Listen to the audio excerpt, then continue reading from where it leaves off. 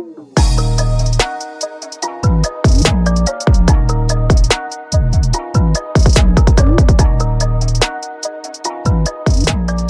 back to Mama Mystery. I am your host, Kelly. And I am your co-host, Austin. Austin's back. Some are happy. Some aren't. Most are happy. We've been getting so many new reviews. Thank you so much to those of you leaving reviews. I appreciate it a ton. I know there's been a few sprinkled in that, maybe don't appreciate Austin, but he's not going anywhere. Because we're married. We're married as all get out. Yep. So he's going to stick around. Okay. Before we jump into today's episode, which, by the way, is going to be a Patreon exclusive, but I'll get into that later. Before anything, I want to talk about this huge update today. December 30th, there has been an arrest in the Idaho murders. This is insane.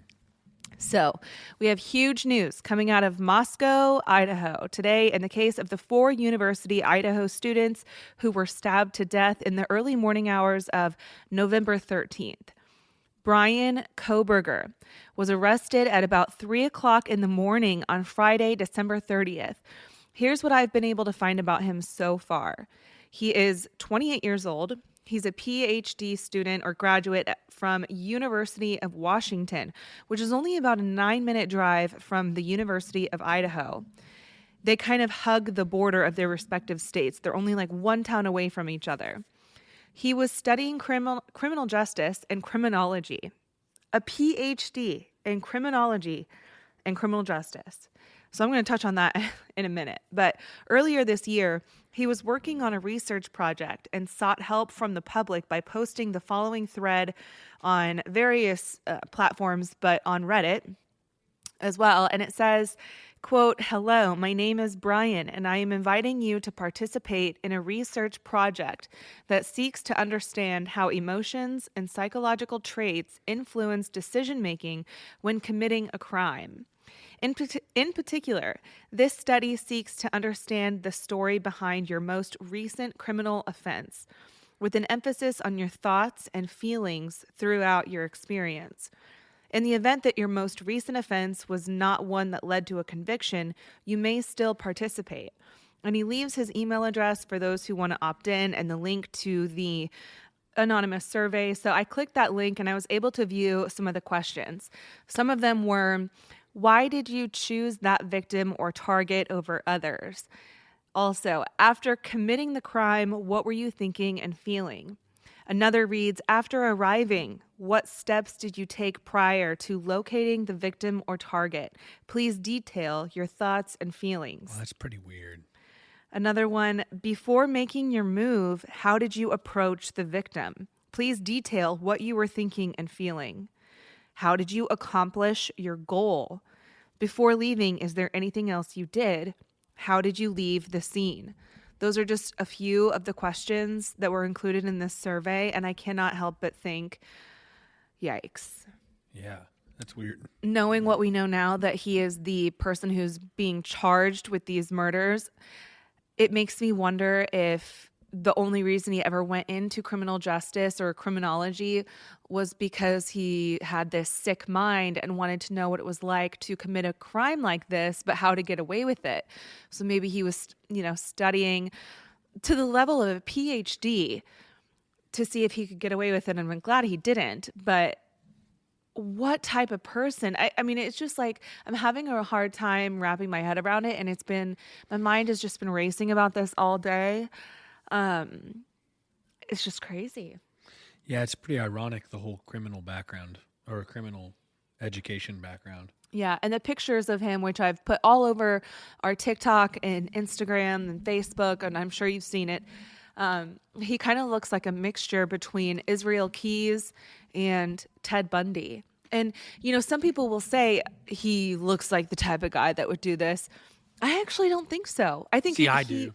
I think he looks creepy now that we know what he did. But half the reason I am, and a lot of true crimers a lot of people that are interested in true crime are interested in it because it's so fascinating that somebody can be so seemingly normal and do something so abnormal. And trying to like bridge that gap is something I don't think we'll ever be able to do, which is why we remain fascinated and all these cases just never get old. I agree with that. I think that he looks creepy because you know what he did. Yeah. But if you didn't know he did that, he looks like a normal dude. Yeah. I'd be interested in hearing him actually talk and knowing what he's like in person. I mean, it's just how do you know? Like you could be walking amongst a serial killer or a murderer and not even know it. So, in early December, police announced that they needed help from the public in locating a white Hyundai Elantra. And sure enough, a white Hyundai Elantra was taken away from Brian's home in Monroe County, Pennsylvania. He was arrested in the Poconos Mountains near Scranton, Pennsylvania. Which who the hell knew there were mountains in Pennsylvania? I actually did not I know sure that. didn't. I actually did not know that. I feel like an idiot, but I know we have some Patreons actually in Pennsylvania and probably a lot of listeners too. So please like, forgive. dumbass. Please forgive our ignorance. You can call me a dumbass. I'll take it. I really didn't know. I take getting a call to dumbass like every day, so no worries. Yeah, he gets pretty dragged in the reviews. But anyway, Brian is currently being held in Monroe County, Pennsylvania, which is where his parents live, and so that explains why he was there. But he's currently awaiting extradition to Idaho. And according to Brian Enton, who is a reporter, I follow him on Twitter, he's always got the fastest updates about these trending cases. So I follow him. I suggest you do too if you're into that kind of thing. But he asked, I guess Brian asked if anyone else was arrested, as he was being arrested, and that he had a quiet blank stare. So a lot of people are like, why did he ask if anyone else was being arrested? Does this suggest that he had an accomplice? Or is this just a motive on his part because he has studied criminal justice and criminology to just kind of get people off track? That's interesting. I guess I don't know. Yeah. And we won't know for a while.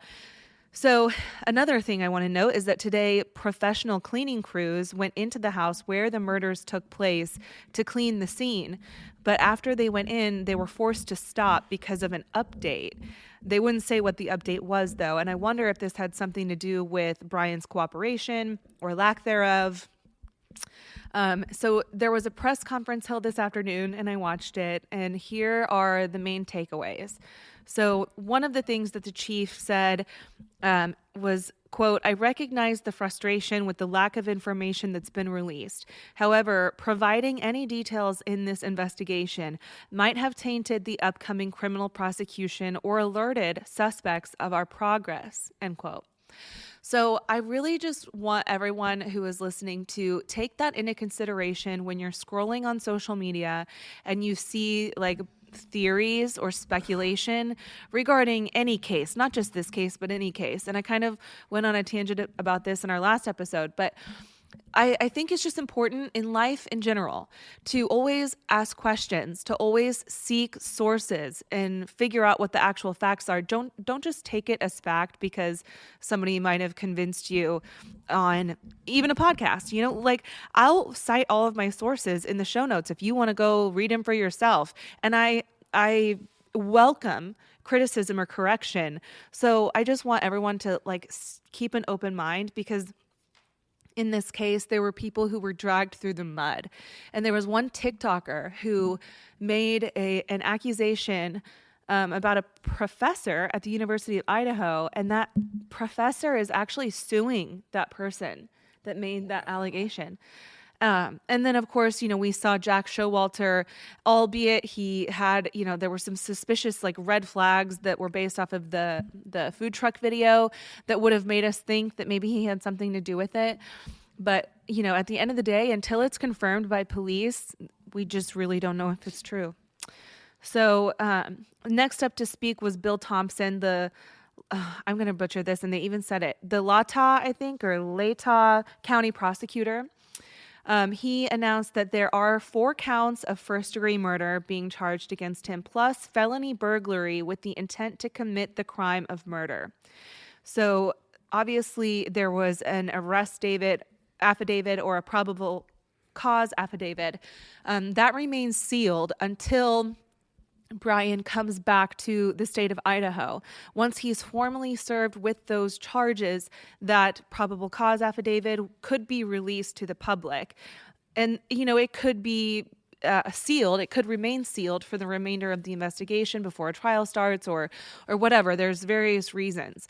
But until then, we won't know why police sought Brian Kohberger. We don't know what led to his arrest, what evidence there was that pointed to him.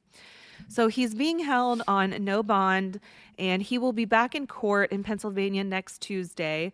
He has a public defender for now, and he could either waive extradition and come back on his own, or he could agree to the extradition and the process would be started, but could take a while.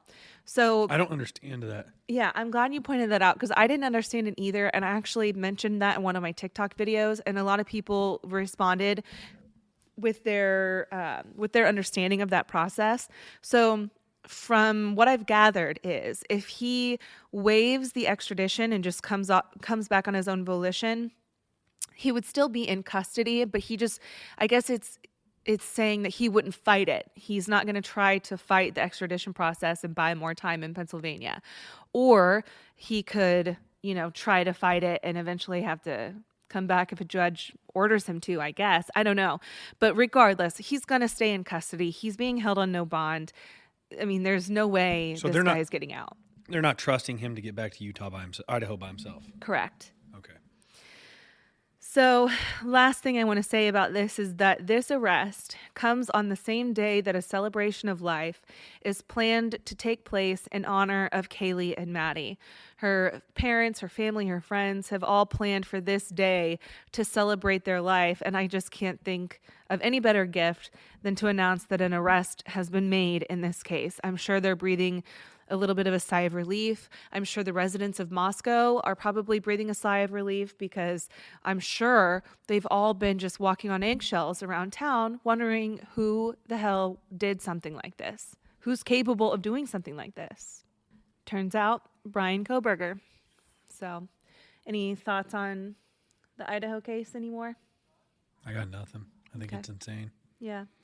And I'm super curious to hear how the dude was busted. Because all the way across the country is like, I don't know, my mind just explodes because I'm like, I don't know how they do the work they do anyways. So it's like remarkable that they found this dude in the middle of nowhere. Yeah.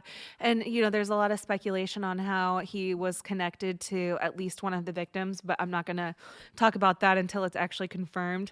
But I mean, we have to remember as armchair detectives, as true crime podcasts or pages or whatever, we are not granted the access to all of the resources that the FBI and law enforcement have. I mean, that is like such a obvious statement, I know, but I think a lot of people forget as they're like digging through the internet. I mean, that's really like your only source of information. Meanwhile, they have like databases, labs, people who are well-versed, have been in forensics for years and years and have this like background and education and experience. Will never do as good of a job as them. And if we do, it's rare.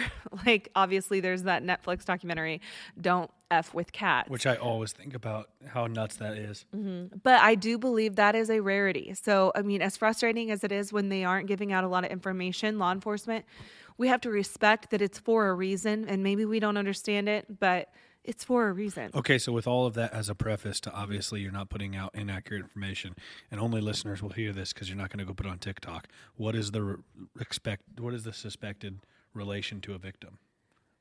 All speculation. You've done plenty of a preface, but what's the speculation? I don't even want to say it because I don't want to put the wrong thing out there, but I guess this wouldn't hurt anybody if it's not true. I guess the speculation was that he was somehow related to one of the victims by selling her a car recently. So there was like speculation that there was some relation from Brian to the owner of the car dealership where she bought her car. That's not confirmed. It's just rumor. Just out there. All right. Are you ready for today's actual episode? Let's hear it. Okay. So Today's episode was recommended by Cynthia Lopez. You can recommend an episode for us to cover on our website, mamamystery.com. We've gotten so many requests that I have a file on my computer with all of them, so please send them in, but just know that I do have a lot to go through, and I try to go through them frequently to pick, the most requested ones, but don't let that discourage you. Please never stop recommending cases. So Cynthia writes, quote, "I want to request that you cover the case of Sandra Cantu. This actually occurred in my hometown of Tracy, California in 2009.